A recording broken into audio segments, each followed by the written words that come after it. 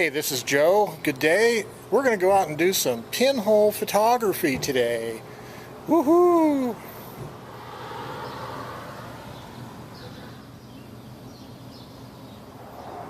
So I went out today because I had to finish a roll of black and white film. I wanted to develop it today, and I had to finish these little Harman direct positive paper little square images on my pinhole canister cameras. And then, of course, I had to get coffee beans.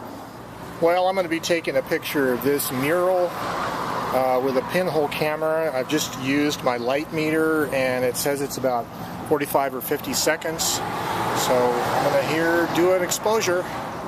All right, I'm recording a picture right now with the pinhole camera on its little metal plate, ground level looking up. So these are the little pinhole canister cameras that I'm using the Harman direct positive paper with, and I have 3 of these left to shoot. I just exposed one on the mural. I have 2 more to go, and I have to go get some coffee beans. So we're in the Nob Hill part of Albuquerque, and this area has a lot of interesting artsy kind of things about it, and there is a number of murals.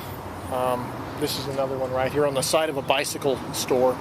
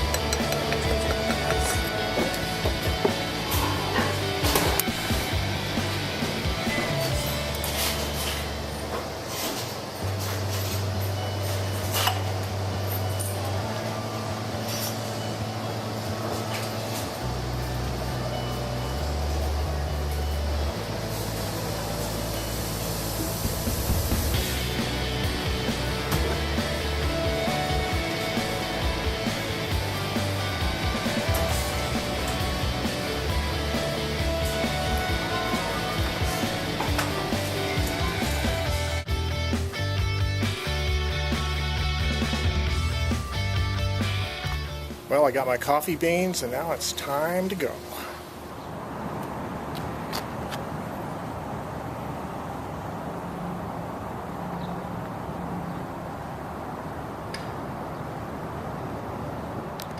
Well, I'm at the shipping container little shop area that I was in one of my last videos, and I'm going to try to take a pinhole picture of this sign, which is a stack of containers made into a sign. So we're going to see what happens here. Well, the exposure time on my meter is 3 seconds, which is a lot shorter than the previous exposure, which I think I metered wrongly. Okay, I'm going to do one more picture here, the last pinhole picture, and then I'll have lunch again of this tower type sign. About a 3-second exposure.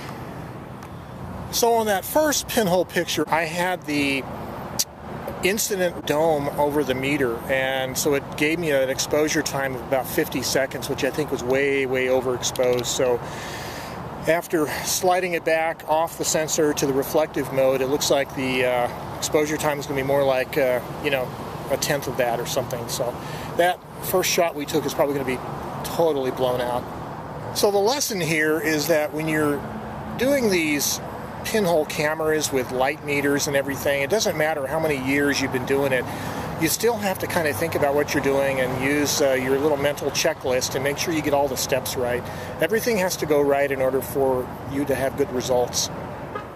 Well, my prints have been rinsing now in my front yard, and I'm going to go see them and get the prints out now. So I got a little water line here, And we will cover it up, and look what we have in here. Little pinhole pictures. Let's take them inside and take a look at them. Well, let's see what we got here. This is the first one that I was worried about. Okay, so this is the surface of the alley. And this is the mural wall that's completely overexposed. You can barely see the figure in that, which is kind of what I expected. Now, yeah, look at that.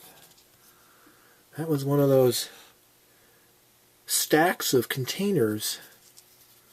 That's a very cool shot. There's kind of an interesting circular light flare. And that, and the third picture. Oh yeah. Oh, this is cool. This has this interesting arc-like effect for the sun hit the pinhole. And whether or not you get an interesting flare like that is really dependent on how the pinhole is made. But that's very cool. That's the first light flare I've seen with my new pinhole cameras. So those two pictures are really good. Well, I'm pleased with 2 of those 3 pictures. I had a good day today. I achieved my goal, basically. I finished up that first batch of film canister pinhole Harman direct positive prints. I did shoot up a roll of black and white film. I still need to develop it. And I got some coffee beans, and we got to see one of those siphon machines at work. And that was at Michael Thomas Coffee in Nob Hill in Albuquerque. Well, until next time, you guys get out there and take some pinhole pictures, and you have yourself a good day.